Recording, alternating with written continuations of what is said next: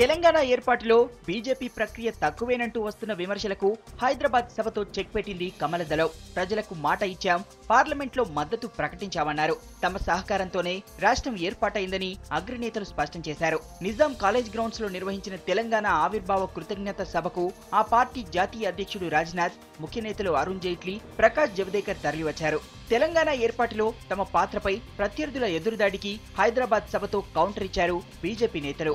1100 మంది ప్రాణత్యాగాలను బీజేపీ గుర్తించింది కాబట్టే అందరికంటే ముందే తెలంగాణకు మద్దతు ప్రకటించామన్నారు ఆ పార్టీ జాతీయ అధ్యక్షుడు రాజ్నాథ్ సింగ్. తెలుగులో ప్రసంగాన్ని మొదలుపెట్టి ప్రజలను ఆకట్టుకున్నారు.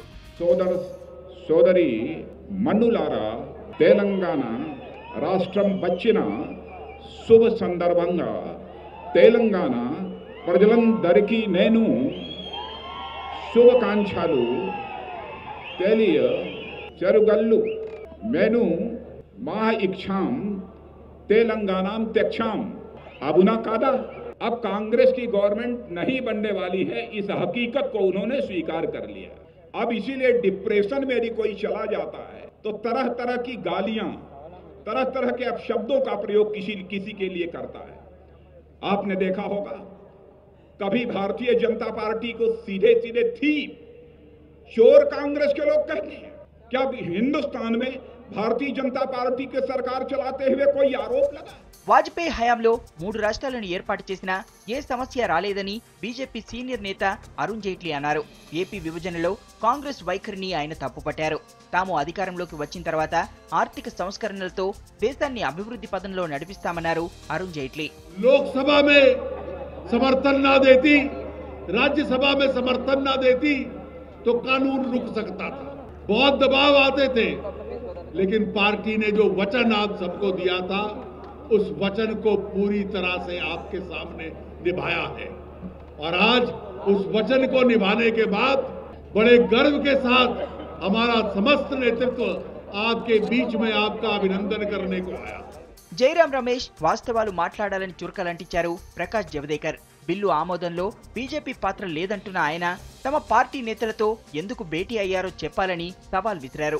कल जयराम रमेश आए थे करीमनगर में, उन्होंने कहा कि केवल कांग्रेस ने दिया है तेलंगाना। मैं बताना चाहता हूं जयराम रमेश, सच बोलो, क्यों आप दौड़ धूप कर रहे थे अरुण जी के केबिन में, राजनाथ जी के पास, सुषमा जी के पास? क्यों दौड़ धूप कर रहे थे? अगर बीजेपी ना होती तो तेलंगाना ना होता, ये सच्चाई है, ये समझ लेना। తెలంగాణ విషయంలో బీజేపీ ఏనాడు వెనకడుగు వేయలేదన్నారు పార్టీ రాష్ట్ర అధ్యక్షుడు కిషన్ రెడ్డి.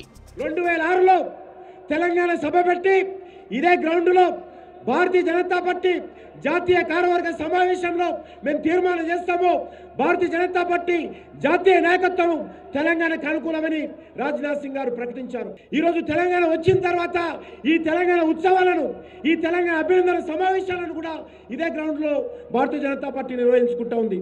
ఈరోజు వచ్చిన తెలంగాణ మనం ముందుకు తీసుకెళ్ళాలి. ఎందుకోసం తెలంగాణ అడిగాము?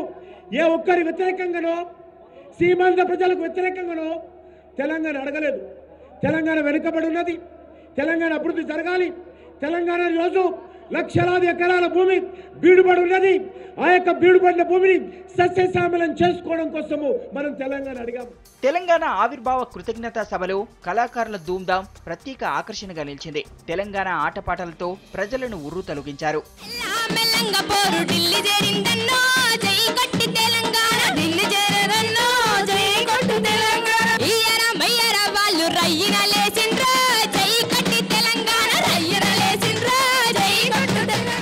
విభజన క్రెడిట్ ను కొట్టేయడంలో బీజేపీ పాత్రను తక్కువ చేస్తున్న కాంగ్రెస్ కు హైదరాబాద్ సభతో టఫ్ కౌంటర్ ఇచ్చారు కమల్నాథులు.